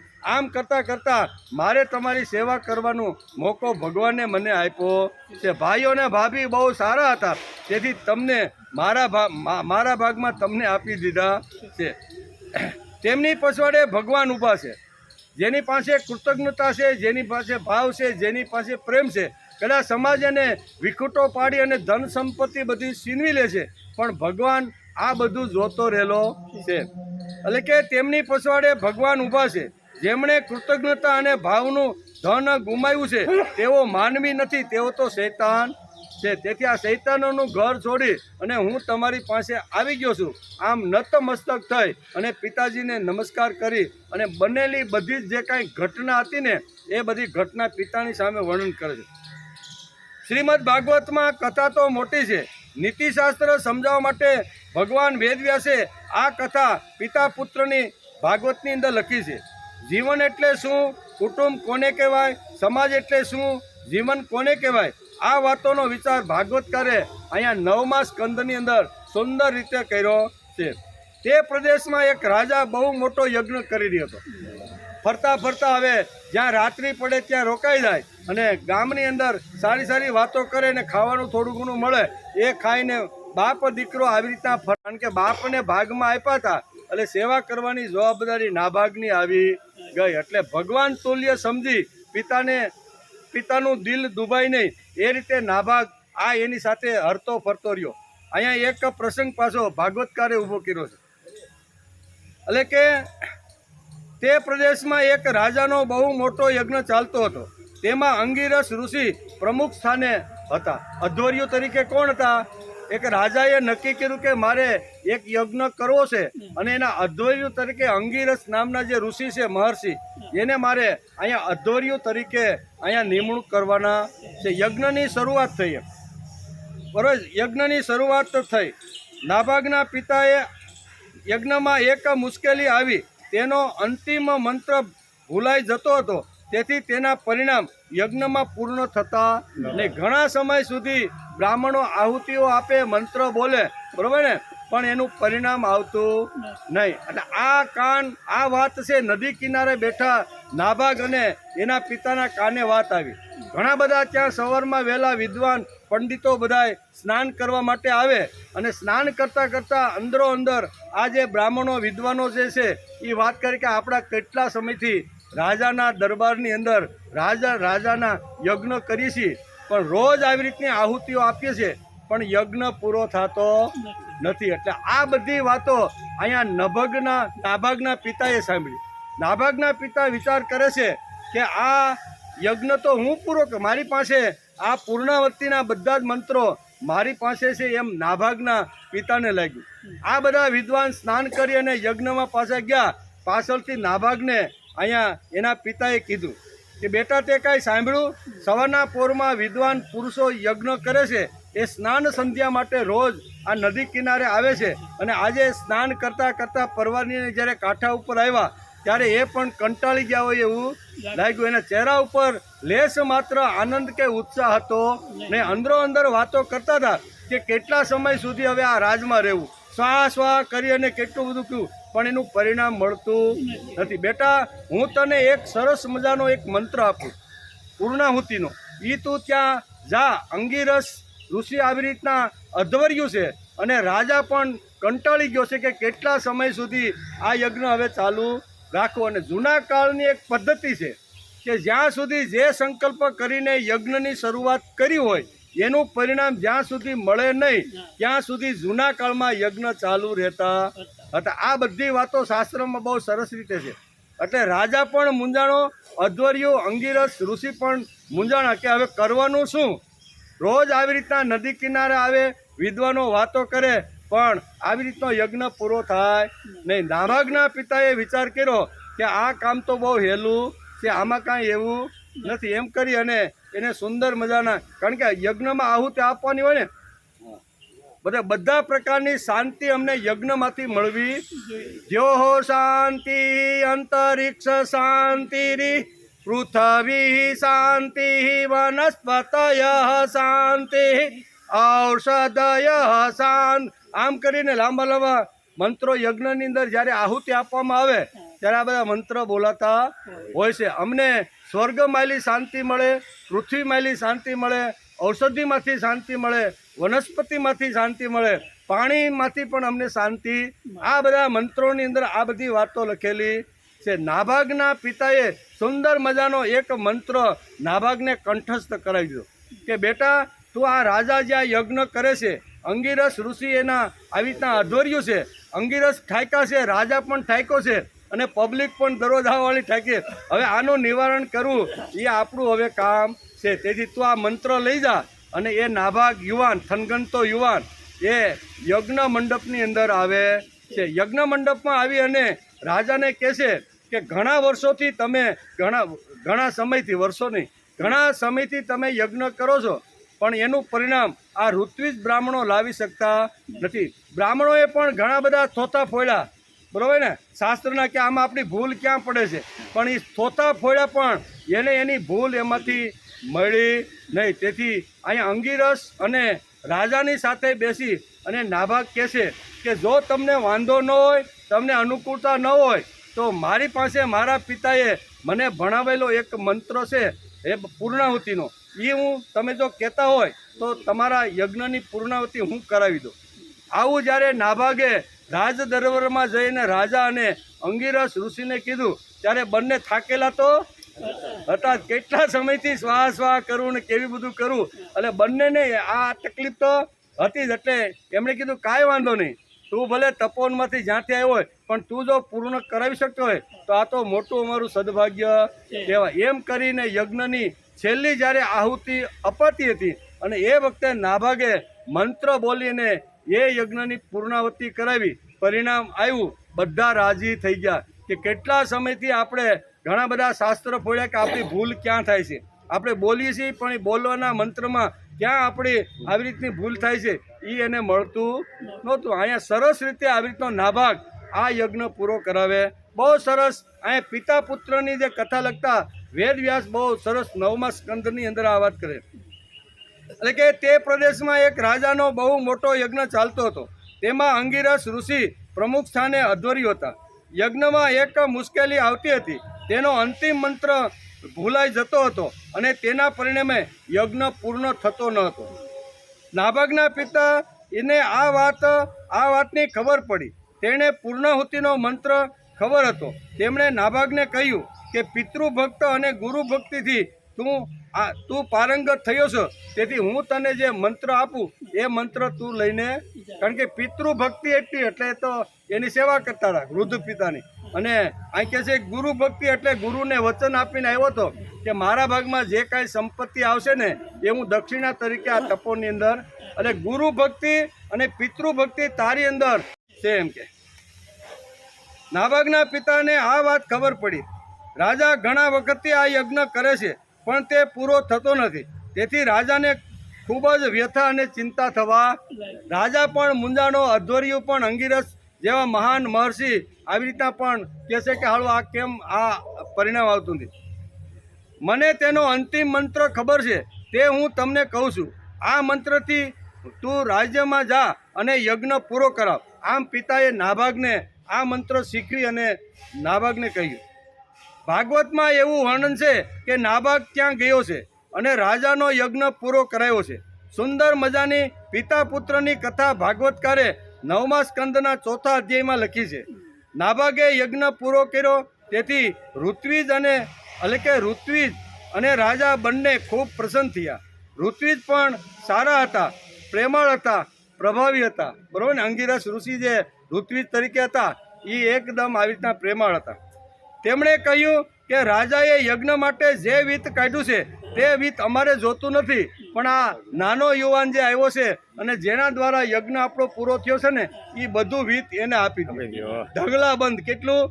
ભાઈઓએ ભલે આવી રીતનો ઘરમાંથી એક પણ પૈસાનો ભાગ રાખ્યા વગર તિરસ્કાર કરીને છોડી દે, પણ આપણી જો ભક્તિ પાકી હોય, આપણી જો વિચારધારા સાચી હોય ને આપણી વૃત્તિ જો સારી હોય ને તો ભગવાન ગમે ત્યાંથી ખપેડા ફાડીને પણ જે નિર્ધનને ધન આપવાનું કામ કરે છે. અહીંયા કાંઈ માગવા માટે ગયા નથી. ભલે કાંઈ વાંધો નહીં, ભાઈઓ જો કદાચ ન ભાગ આપે તો શું છે, મને મોટી સંપત્તિ પિતાની તો મળી ગઈ છે. આમ કરીને પિતાની રોજ સેવા કરે.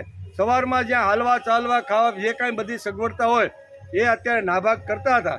નાભાગને આ વાત એટલે કે તેમણે કહ્યું કે રાજાને યજ્ઞ માટે જે વિત્ત કાઢ્યું છે તે બધું વિત્ત નાભાગનું છે, તેનો તમે સ્વીકાર કરો, કેમ કે તમે જ આ યજ્ઞ પૂરો કર્યો છે.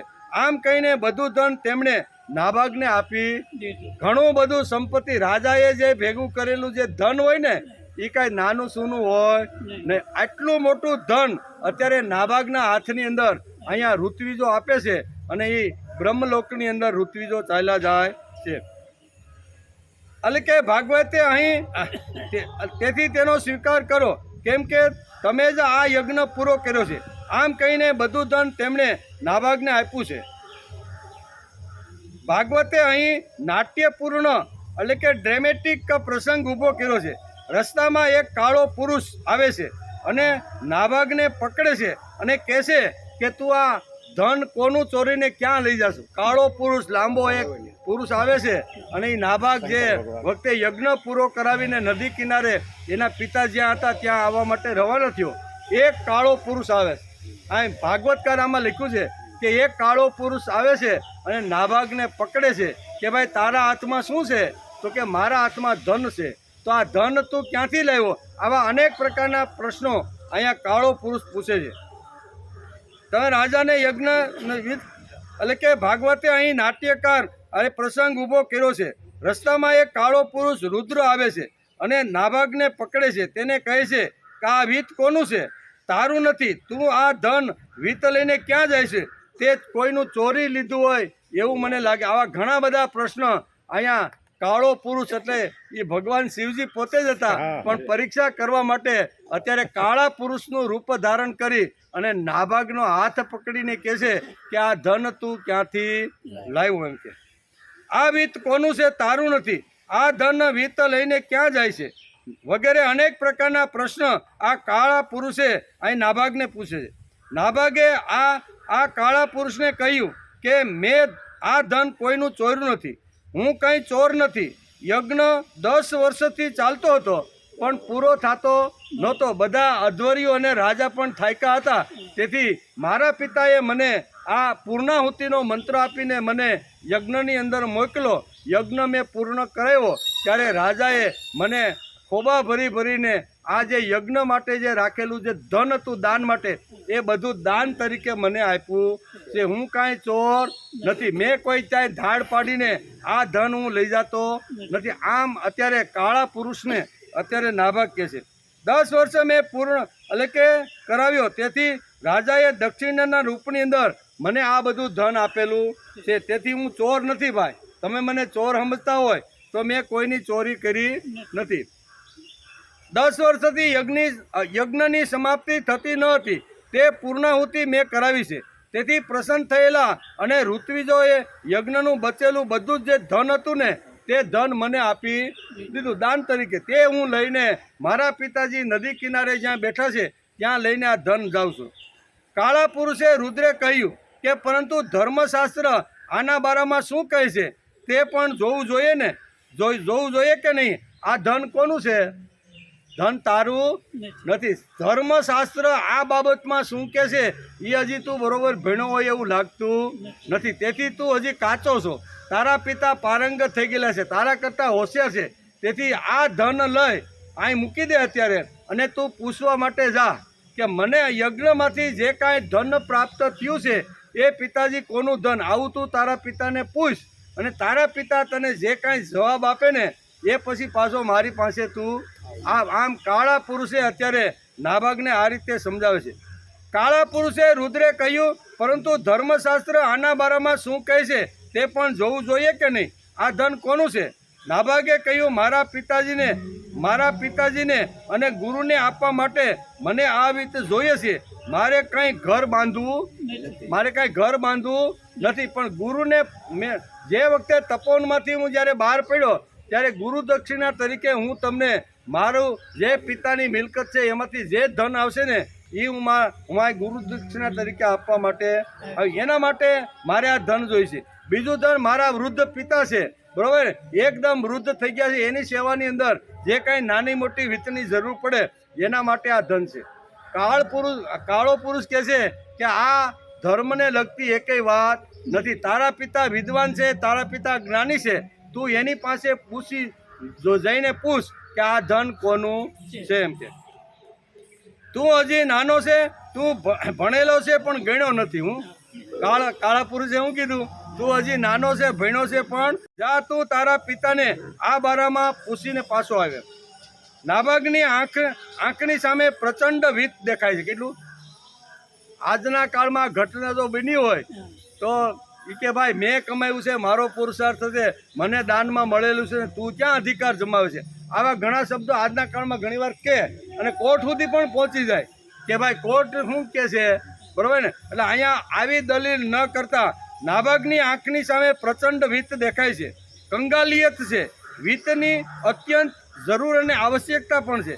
વીત હાથમાં આવ્યું છે છતાં કાળા પુરુષે કહ્યું, તેથી પિતાજી પાસે ગયો. ધન હાથમાં આવ્યું છે, જરૂરિયાત છે, કંગાલિયત છે, રખડવાનું ભટકવાનું દરરોજ આવી રીતનું છે, અને ગમે ત્યાં ખાવાનું મળે નહીં મળે, આવી ભટકતી સ્થિતિમાં જો કોઈની પાસે ધનનું પોટલું આવી જાય તો માણસને કેટલો આનંદ થાય. પણ કાંઈ વાંધો નહીં, તમે જો કહેતા હોય તો હું મારા પિતાજીને પૂછી આવું કે આ ધન યજ્ઞમાંથી મને જે પ્રાપ્ત થયું છે એ ધન કોનું છે? પિતાજીએ નાભાગ પિતાજીની પાસે જાય છે. પિતાજીને આ બધી વાત કહે છે. પિતાજીએ કહ્યું કે ધર્મની દ્રષ્ટિએ યજ્ઞમાં રહેલું વિત્ત રુદ્ર એટલે કે શિવજીનું છે ભાઈ. એમાં તારો કે મારો કોઈનો અધિકાર. યજ્ઞમાંથી જે ધન પ્રાપ્ત થાય એ ધન ઉપર કોઈ વ્યક્તિનો અધિકાર નથી. એમ પિતાજીએ જ્યારે એને આ બધી કે મને આવું એ કાળા પુરુષે આવા પ્રશ્ન કર્યા છે તો પિતાજી મારા હાથમાં જે ધન આવ્યું છે એ ધન કોનું છે? ત્યારે કે ધર્મશાસ્ત્ર પ્રમાણે યજ્ઞમાંથી જે ધન પ્રાપ્ત થાય ને એમાં રુદ્રનો ભાગ છે, અને રુદ્રનું શિવજીનું જે ધન છે. એમ કે એટલે કે પિતાએ કહ્યું ધર્મશાસ્ત્રની દ્રષ્ટિએ યજ્ઞમાં રહેલું વિત્ત રુદ્ર એટલે કે શિવજીનું થાય છે, બીજા કોઈનું તે થતું નથી. તેથી તું એ ધન એને જેને તને પ્રશ્ન પૂછ્યો છે ને એને પાછું આપતો હોય. આ ધનની આપણને જરૂર નથી. તે વિત્ત યજમાન કે ઋત્વિજનું નથી, તેથી તે વિત્ત બીજા કોઈને આપી શકતા નથી. તે વિત્ત રુદ્રનું છે, માટે તેના માટે જ તે વાપરવું જોઈએ. આમ પિતાએ અહીંયા પુત્રને આ વાત કીધી અને નાભાગ ત્યાંથી હાલીને પાછો કાળા પુરુષ પાસે આવે છે. નાબાગ તરત જ કાળ પુરુષ પાસે આવે છે.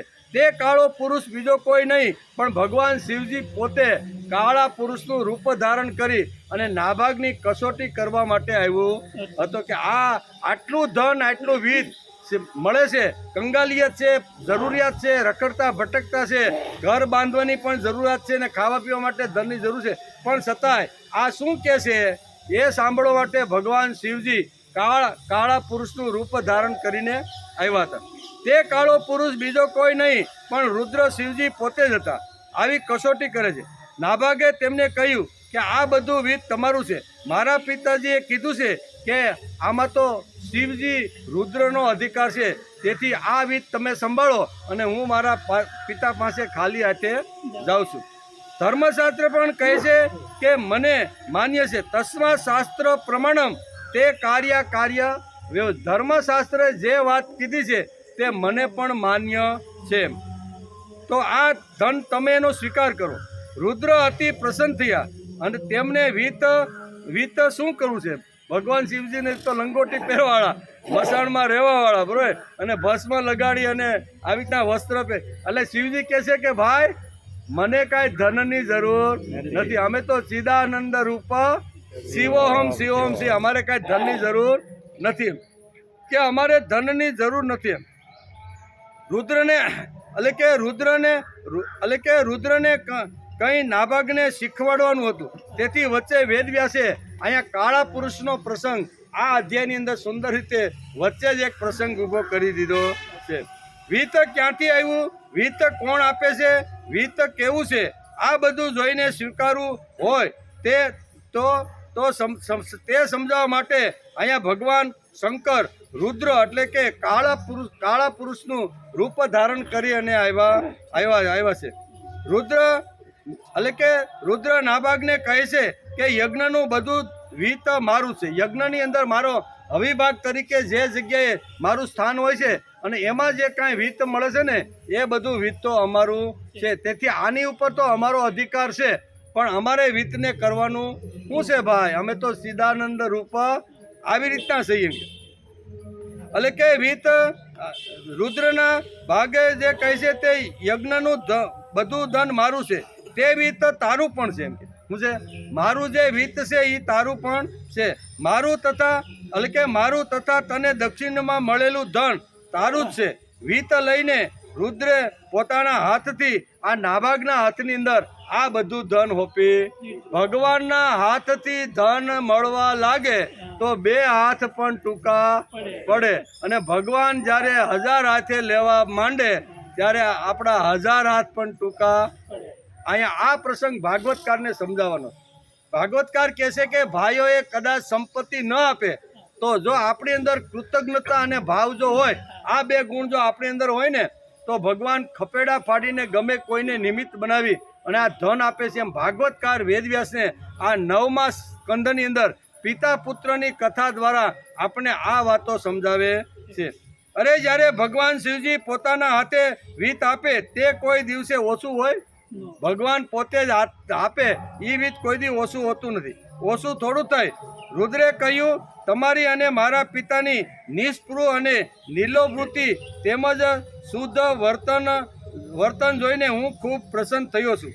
તમારા જેવા પાસે જ લક્ષ્મી રહેવી જોઈએ. આમ રુદ્રે ભગવાને કીધું તમારા જેવા સાત્વિક, તમારા જેવા સજ્જન, સમાજ ઉપર પ્રેમ અને ભાવ અને કૃતજ્ઞતા વરસાવનાર જે સત્પુરુષો સજ્જન પુરુષો છે એના હાથની અંદર તે દાનમાંથી જે ધન મળેલું હતું તે એ બધું ભેગું કરી અને ભગવાન શિવજી રુદ્ર અહીંયા નાભાગના હાથની અંદર કહે છે કે તમારા જેવા સજ્જન લોકોના હાથમાં જો ધન આવશે ને તો સમાજમાં સારામાં સારા કામ કરશે, અને જો ખરાબ માણસના હાથમાં જો આવશે ને તો સમાજનું સત્યાનાશ કાઢી નાખશે. તેથી વિદ્યા વિવાદાય ધનમ મદાય શક્તિ પરેશામ પરપીડનાય ખલસ્ય સાધો વિપરીત મેતત જ્ઞાનાય દાનાય ચ રક્ષણાય.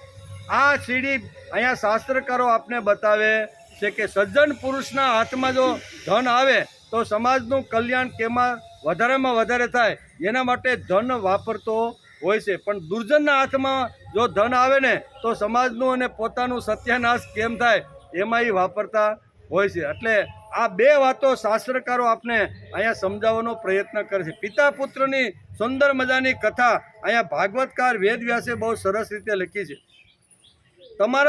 તમારા જેવા સાત્વિક અને સજ્જન પાસે લક્ષ્મી હોવી જોઈએ. આમ રુદ્રે અહીંયા નાભાગને કીધું કે તમારા જેવા આવી રીતના સાત્વિક પુરુષોના હાથમાં લેવી જોઈએ. તૃપ્તામ તર્પયાંતી લક્ષ્મી હોવી જોઈએ. ગુરુ ભક્તિ, પિતૃભક્તિ અને હવે પ્રભુ ભક્તિ, આ ત્રણ ભેળા થયા. પહેલા ગુરુ ભક્તિ માટે નાભાગ પ્રયત્ન કરતો, ગુરુને કંઈક દક્ષિણા આપવી જોઈએ. એના મનની અંદર આ એક વાત પડેલી હતી. બીજી વાત, મને શું કહેવાય, ભાગ તરીકે પિતા મળ્યા છે તો પિતૃભક્તિ પણ એટલી હતી. અને હવે આ રુદ્ર જેવા ભગવાન મળ્યા છે, તેથી મારી આ પ્રભુ તરફની એટલે ત્રણ ભક્તિનો સમન્વય અહીંયા ભાગવતકાર વેદવ્યાસ લખે છે કે નાભાગની અંદર આપણે જોવા મળે છે. સંપત્તિ એક શક્તિ છે. સંસ્કૃતિ એટલે કે સંસ્કૃતિ ખતમ કરવામાં વિત્તવાનો વધારે જવાબદાર છે. વિત્ત આપીને વ્યક્તિને સુધારી શકાતી નથી. વિત્તનો યોગ્ય ઉપયોગ કરીને સુધારી શકાય. વિત્ત આપવાથી સમાજ સુધરે નહીં, પણ વિત્તનો યોગ્ય ઉપયોગ જો સમાજમાં થાય તો સમાજ સુધરે. નાભાગે તે કામ કર્યું છે. એટલું જ નહીં, નાભાગ રાજા બની ગયો છે. શું થયું? રાજા બની ગયો. વિચાર તો કરો, જેના ભાઈએ એક પણ બુડી જેટલી જમીન એના માટે રાખી નહીં, એ આજે રાજા બની ગયો છે. એટલે કે તે રાજા બની ગયો. સંપત્તિ એક શક્તિ છે. આ સંપત્તિ જ્યારે સમાજમાં અવ્યવસ્થિત રીતે વપરાય છે ત્યારે સમાજનું અધપતન થાય છે. ભગવાન તેમને રાજા એટલે કે સજા આપે છે. સંસ્કૃતિ ખતમ કરવામાં જે લોકો વધારેમાં વધારે જવાબદાર છે તે વિત્તવાન લોકો વધારેમાં વધારે અયોગ્ય જગ્યાએ સંપત્તિનો ઉપયોગ કરે છે. આગળ જઈને કહીએ તો નાભાગ રાજા બની ગયો છે. તેનો પુત્ર છે અંબરીશ. એ અંબરીશની કથા આપણે આવતીકાલે, આપણે ક્યાં ઉતાર ટાઈમ થઈ ગયો ને. નાભાગનો પુત્ર કોણ? અંબરીશ. બરોબર ને. એ બહુ સરસ આ ભાગવતકારે આ સુંદર મજાની કથા આમાં લખી છે.